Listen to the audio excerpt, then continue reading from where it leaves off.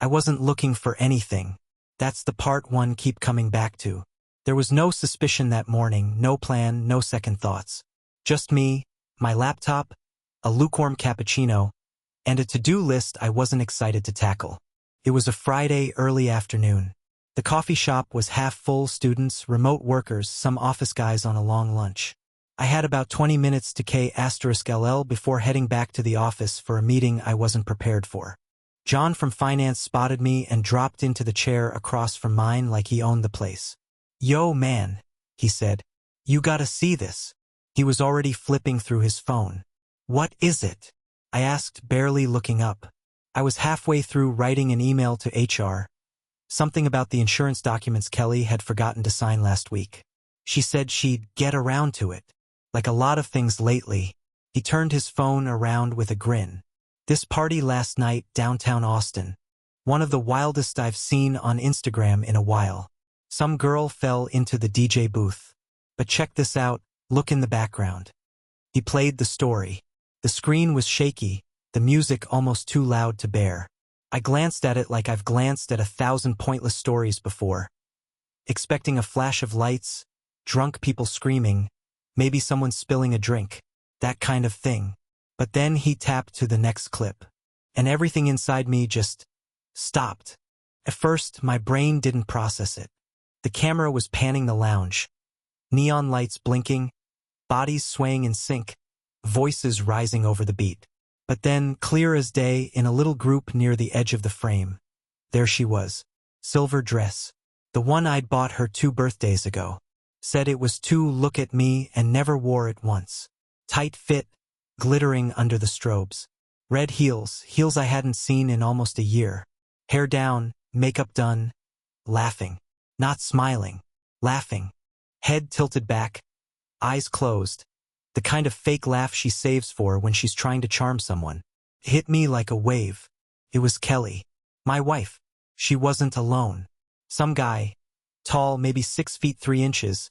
Built like he hadn't skipped a gym day in his life. Had his hand planted on her lower back. Not in a casual way. Possessive. Like he'd done it before. Like he knew exactly where to put it. Like she was his. And she didn't flinch. Didn't pull away. Didn't even look uncomfortable. If anything, she leaned into it. I felt something sharp twist in my chest. But I didn't say anything.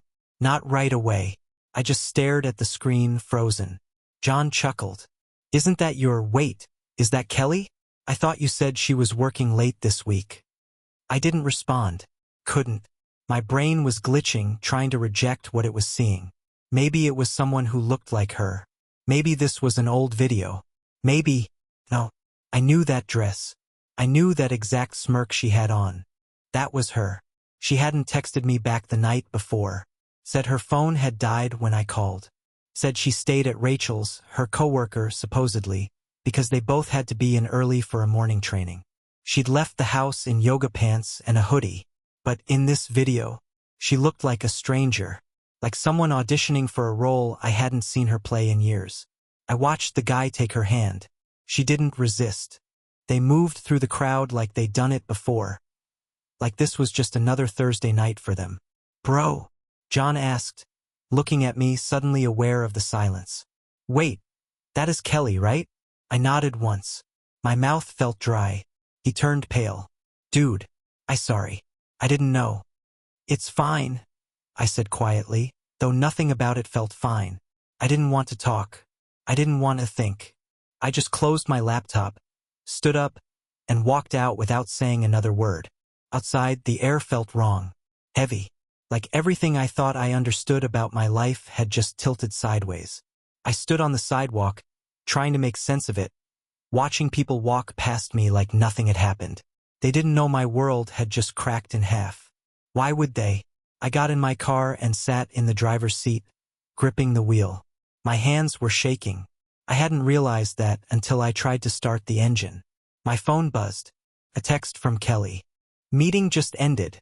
Finally heading home soon. What do you want for dinner?" Normal. Casual. Like nothing had happened. Like she hadn't just been caught on camera with another man's hands all over her. I didn't reply. I stared at that text for a long time, letting the silence wrap around me. And in that silence, something inside me shifted. The part of me that wanted to give her the benefit of the doubt, that made excuses for every late night and vague answer, it went quiet. The part of me that loved her, that part, it didn't scream, it didn't beg, it just exhaled, slow and sad, like it already knew. I wasn't angry, not yet. Mostly I felt numb, like my body was still here, but the rest of me had already started to leave. By the time I got home, she was already in the kitchen, acting normal, playing her part. She smiled, kissed my cheek, asked how my day was. I watched her pour herself a glass of wine like she hadn't just been wrapped around another man 20 hours earlier. And I realized she wasn't hiding anymore. Not really. She just didn't care if I saw. That was the worst part. Because somewhere along the line, I had stopped being someone she feared losing. Stopped being someone worth the truth. And now, all that was left was this stranger in my kitchen, wearing my ring, cooking dinner like the world hadn't just ended. I sat at the dining table. I watched her move through the room like she was still my wife. But I already knew. Something had shifted. Something permanent. She'd let go. Now it was my turn. It's strange how fast everything starts making sense once the blindfold slips. After I saw the video, things didn't fall apart, they just clicked into place. All the weird moments I'd brushed off, all the quiet hesitations I'd swallowed, suddenly felt like puzzle pieces I had been holding upside down. They hadn't made sense before, but now they fit. For the next few days, I didn't confront her. I didn't rage or accuse. I just watched. And it's amazing how different someone looks when you stop seeing them through the lens of hope. Kelly had a pattern, I realized. I just hadn't paid attention to it until now. She would come home late on Thursdays, always with an excuse that sounded too polished. A client dinner, a coworker crisis, a team celebration that never showed up in photos or texts. Lately, she'd been too tired to come home at all. Said it made more sense to crash at Rachel's or at her coworker Jess's place if they were pulling long hours. I'd never met Jess. Never met Rachel either, come to think of it. In 8 years of marriage, I'd shaken hands with her boss once, waved at a few work friends across the table, but the ones she name-dropped lately? Ghosts. Her overnight bag lived in the trunk of her car. I checked. One day when she was in the shower, I walked into the garage and popped it open. There it was, her gym sneakers, that floral makeup bag she only packed for travel, 2 changes of clothes, and a pair of heels I hadn't seen in months. Not a gym bag. Not an emergency bag. A second life kit. At home, things kept vanishing in quiet ways. Her favorite gray sweater, the one she used to curl up in during movie nights, wasn't draped over the couch anymore. The extra toothbrush she kept in the bathroom drawer? Gone. Her backup shoes that used to live in the coat closet? Nowhere to be found. At first, I told myself she was just reorganizing, decluttering. But why would someone declutter things they used every week? Then there was her phone. She used to leave it charging on the kitchen counter. Now it was glued to her. And not in the normal way, not in the I'm answering emails way. She started locking it again, face down whenever we were in the same room. One night I walked in while she was texting, and she jumped like I'd caught her stealing. Said she was messaging a client. I didn't ask which one. There was a new perfume, too. Light, citrusy, nothing like the vanilla she used to wear. One night, I asked her about it, and she shrugged. Got it as a gift. You don't like it? I said it was fine. That was a lie. And then there was how she started looking at me. Or rather, how she stopped. I could walk into a room and get less of a reaction than the TV. I'd say good morning, and she'd mumble something back without looking up from her phone. When I kissed her goodbye before work, she used to lean into it. Now she just let it happen like she didn't notice. Like it was part of a routine she didn't believe in anymore. With our daughter, she had less patience than ever. She used to be the kind of mom who made pancakes in funny shapes, who read bedtime stories in character voices. Now she sighed when our little girl asked questions, snapped when she spilled juice, started disappearing right after dinner with excuses about projects she had to finish. Our daughter, 6 years old, started asking, Is mommy mad at me? I told her no. That mommy was just tired. But I knew better. Kelly wasn't tired. She was detached. She didn't act like someone burning out. She acted like someone transitioning. Like she'd already packed half her life emotionally and was just waiting for the right moment to leave the rest behind. And still, I said nothing. I went to work. I handled the bills. I cleaned up after dinner and helped with homework and kissed our daughter goodnight. I kept the routine going like a man walking around the edges of a crater pretending the ground was still solid. Then one night, I woke up and realized she wasn't in bed. I checked my phone. 2:14 a.m. Her car wasn't in the driveway. Her side of the bed barely looked touched. I waited until morning. When she walked through the door around 7:30 a.m., wearing leggings and a baggy hoodie, hair tied up like she just finished a run, she didn't even look surprised to see me up. "Hey," she said, kicking off her shoes. I ended up crashing at Rachel's. We lost track of time, and I didn't want to drive home super late. I just nodded. Cool. She poured herself coffee like that was normal. Like I hadn't been lying awake for hours picturing her somewhere else. She kissed our daughter on the forehead, promised to take her to gymnastics Saturday, and left for work without looking back. I sat at the table, coffee going cold in my hands, and realized I didn't believe a word she said anymore. The weird part? I wasn't even shocked. I think some part of me had stopped trusting her weeks ago. Months, maybe. It was just that now, the weight of that truth was finally settling in.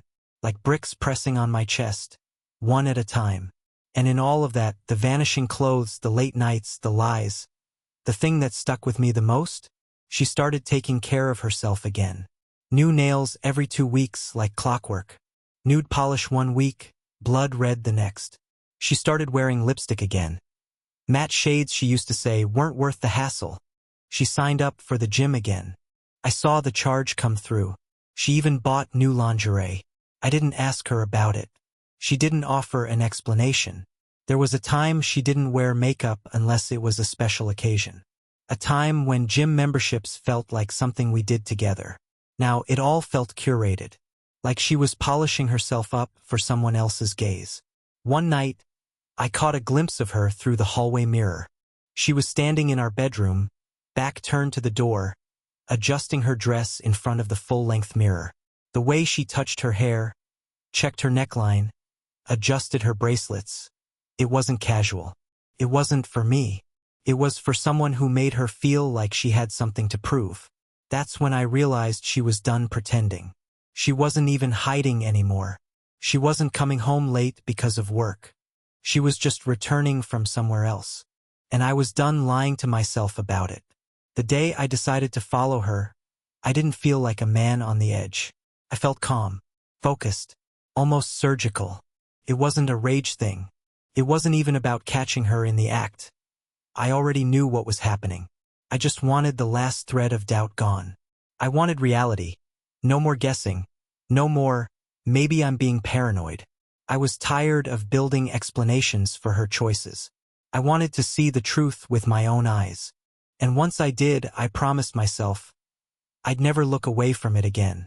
It was a Friday, the third one in a row where Kelly claimed she had a work dinner. This time, it was supposed to be on the terrace of some new restaurant in the mall. Trendy, she said. Everyone's going.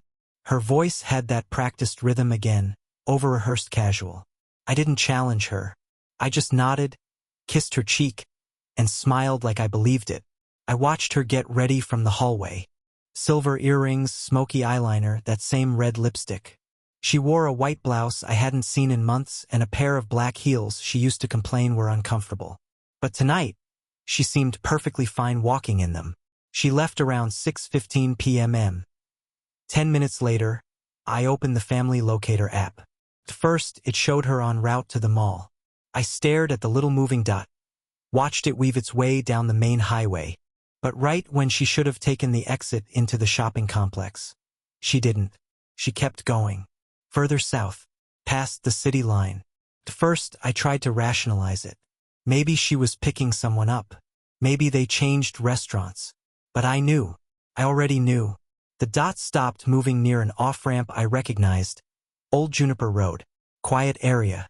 No retail. No restaurants.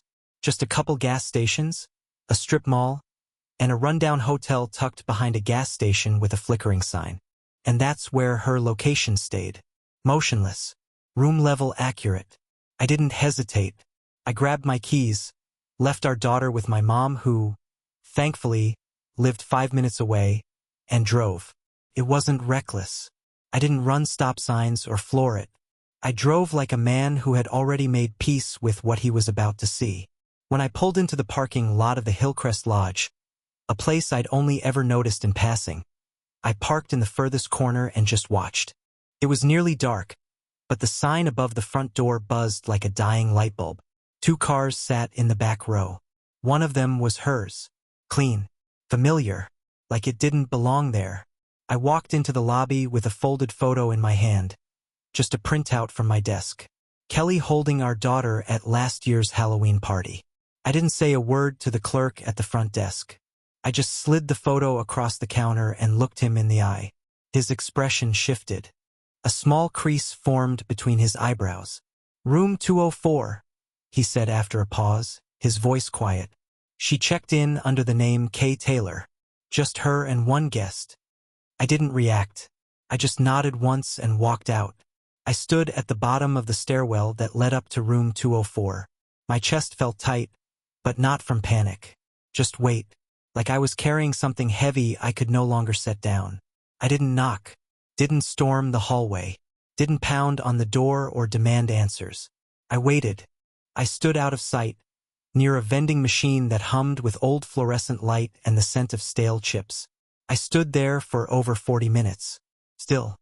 Silent. At exactly 7:43 p.m. The elevator dinged. The doors opened. And there she was. My wife. Kelly stepped out, holding a beige trench coat folded over her arm, wearing a loose blue shirt that didn't belong to her. Her hair was down, messy like she'd been lying on it. Her lipstick had faded. Her heels were in her hand. She was barefoot, tiptoeing across the cool hallway tile, laughing quietly into a phone before slipping it into her purse. She looked like someone walking out of a dream, or maybe a life that wasn't hers. And then, she saw me. Her eyes locked onto mine across the lobby. Everything stopped. The coat slid from her arm. Her mouth parted slightly.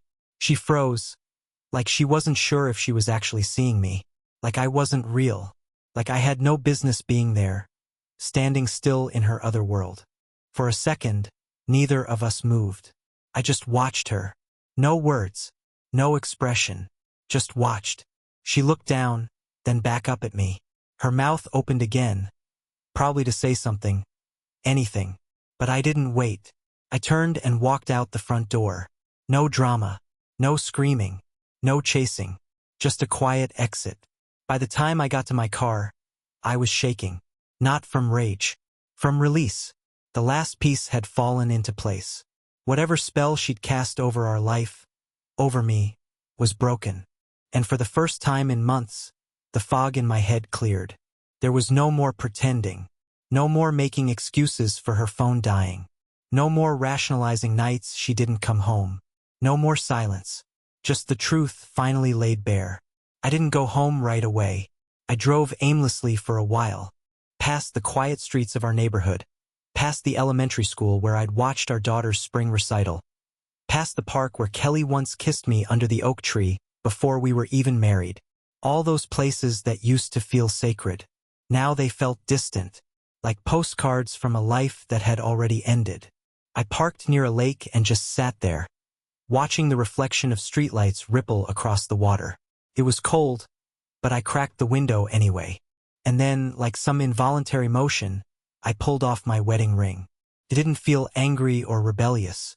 It felt necessary, like removing a bandage from a wound that had already scarred. I held it in my palm, feeling its weight. I remembered the day I slipped it on. How my hands shook when I made that vow. How certain I'd been. How proud. I turned it over once in my hand, then placed it in the glove box and shut it. It was over. I didn't need her to say it. She already had, just not with words. When I got home, the house was silent in that uncomfortable way that only happens when something is missing. The lights were off except for the soft glow in the hallway. Our daughter was asleep at my mom's, and for the first time in years, I was grateful the house was empty. I didn't want witnesses. I didn't want comfort. I wanted to feel the weight of what had happened without anyone trying to soften it. I walked straight into the kitchen and poured myself a glass of water. My hands were still shaking, but my head was clear. That scared me more than the anger ever could have. Anger burns fast. Clarity stays. I went into the bedroom and opened the drawer where I kept my watch, my spare wallet, random things I never used. At the bottom was the small glass Kelly bought years ago on a road trip, some souvenir she insisted we needed. I took it out and placed it on the kitchen counter. Then I went back to the glove box, retrieved my wedding ring, and dropped it into the glass. The sound it made was sharp, final. Next to the glass was a drawing our daughter had made earlier that week. Stick figures, me, Kelly, her, holding hands beneath a crooked sun. My family written in uneven letters at the bottom. I stared at it longer than I meant to. Then I turned it face down. I didn't cry. I didn't scream. I didn't text Kelly, didn't call, didn't leave a note. I went to bed alone and slept like someone who had already crossed a line they couldn't uncross. She didn't come home that night, or the next morning. At first, I thought she might at least pretend. Might show up angry, defensive, ready to argue. But hours passed. Noon came and went. Still nothing. No apology. No explanation. No excuses this time. At 11:07 a.m., there was a knock at the door. Not her. I opened it to find a man standing on the porch. Late 30s, maybe early 40s. Tall. Tattoos crawling out from under his sleeves. The same guy from the video.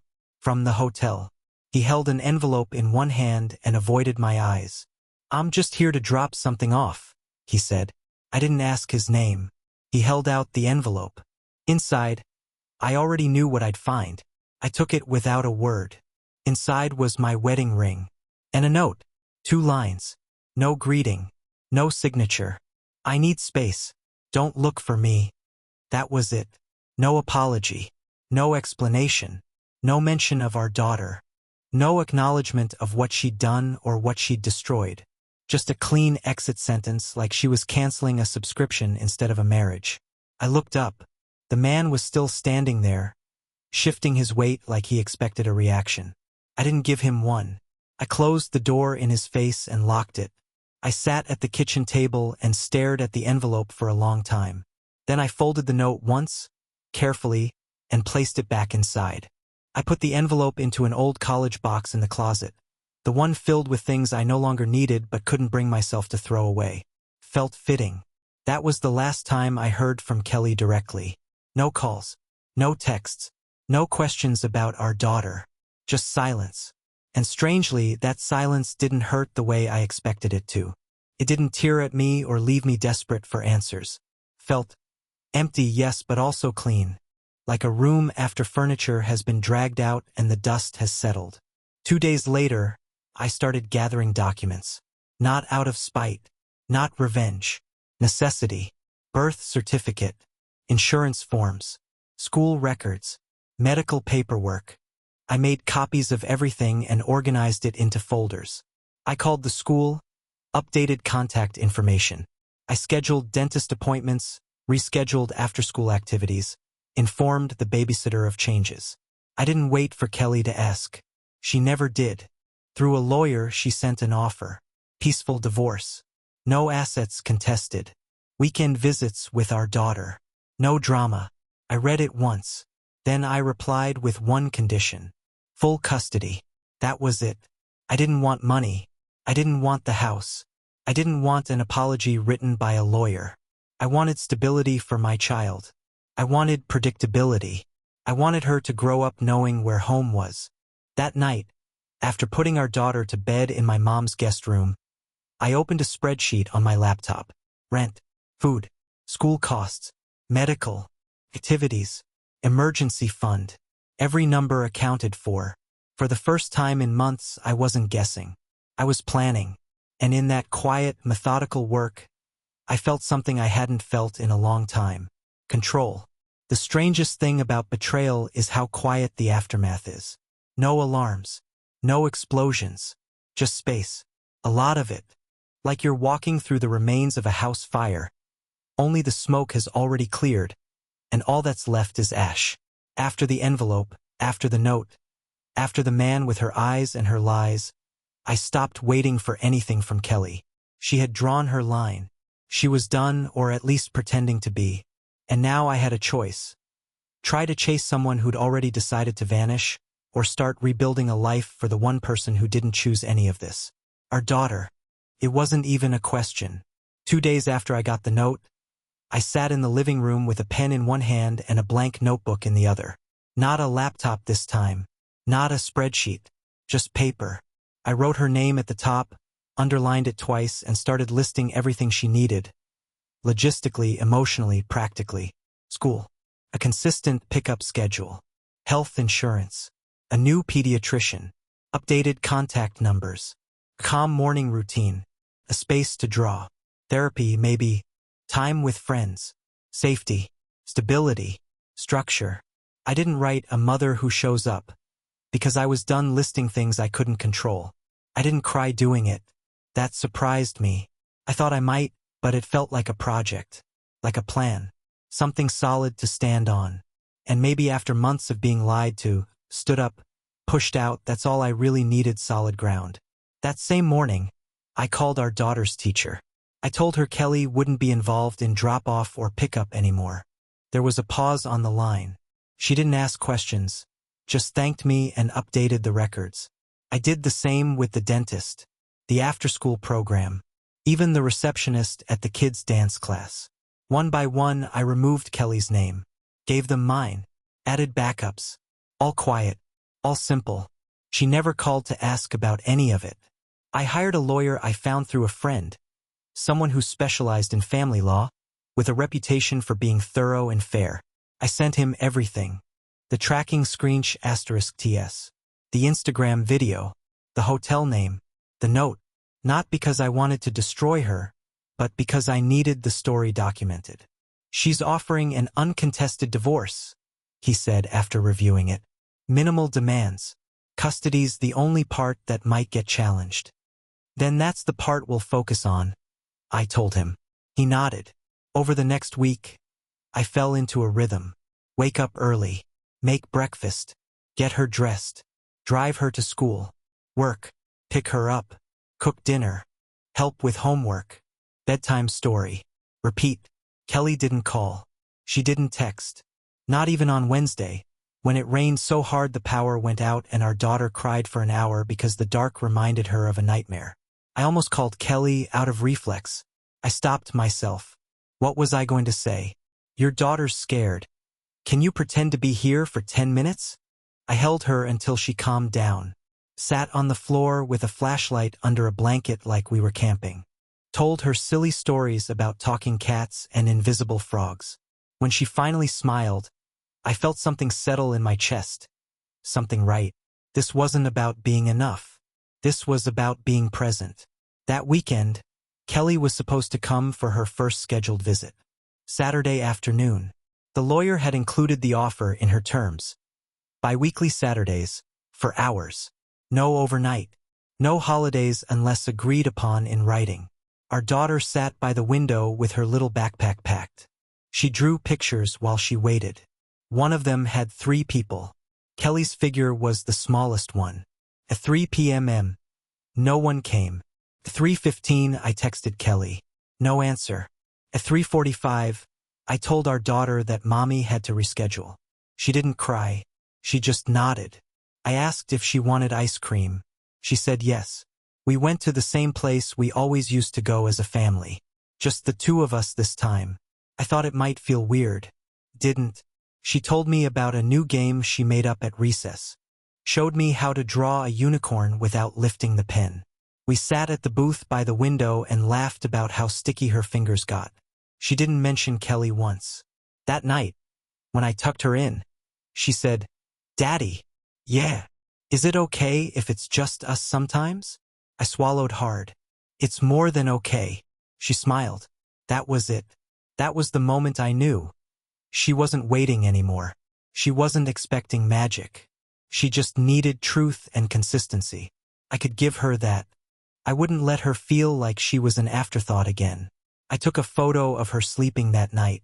Not for social media. Not for anyone else. Just to remember how peaceful she looked when she wasn't waiting for someone who never planned to show up. The following Monday, I went back to the lawyer. I want full custody. No joint anything. No alternating holidays. I want primary rights. She can visit, but not on paper. Only when she earns it. He nodded. She's not contesting. Honestly, she probably won't even show to mediation. He was right. Kelly didn't show to the first meeting. She sent her lawyer in her place. A younger woman who looked uncomfortable. Like she knew exactly what her client had done, but couldn't say it out loud. She handed over more paperwork. No requests. No pushback. She's willing to waive everything, her lawyer said. She just wants a clean break. She already took it, I said. She walked out of the door and left her daughter like she was dropping off dry cleaning. Don't talk to me about clean. That ended the meeting. I signed my portion. Left the rest for them to finalize. By the end of the week, I had temporary full custody while the court processed the documents. A judge reviewed the situation and didn't ask for more evidence. The hotel video and her absence spoke loud enough. I didn't celebrate, didn't text anyone, just sat in the car afterward, breathing. At home, I reorganized the entire living room, cleaned out the closet, took down the family photos and replaced them with our daughter's drawings. I let her help, gave her stickers to put on the fridge, hung her rainbow painting in the hallway, let her choose the playlist while we cleaned. That weekend, Kelly missed her second visit. Didn't cancel, didn't text. We baked cookies instead. Half burned them, laughed anyway. She went to bed with flour in her hair and a smile on her face. I stayed up cleaning the kitchen, humming a song I hadn't heard in years. Something old, something soft. I didn't feel whole. Not yet. But I wasn't broken anymore either. I was rebuilding. Not for her. Not for revenge. For my daughter. For the life we still had. And I was finally ready to protect it. At the custody meeting, Kelly showed up late. Heels clicking, sunglasses on indoors. She looked polished, rehearsed. But when the lawyer asked who handled bedtime routines, school prep, and doctor visits, she stumbled. We both did, she claimed, eyes darting. I stayed silent and slid over a folder, schedules, texts, and notes from our babysitter. Her face dropped. The mask cracked. Afterward, she followed me to the parking lot. Owen, can we talk? She asked, her voice small. I turned. She looked like she hadn't slept. You danced like you were single, I said, flat. Now live like it.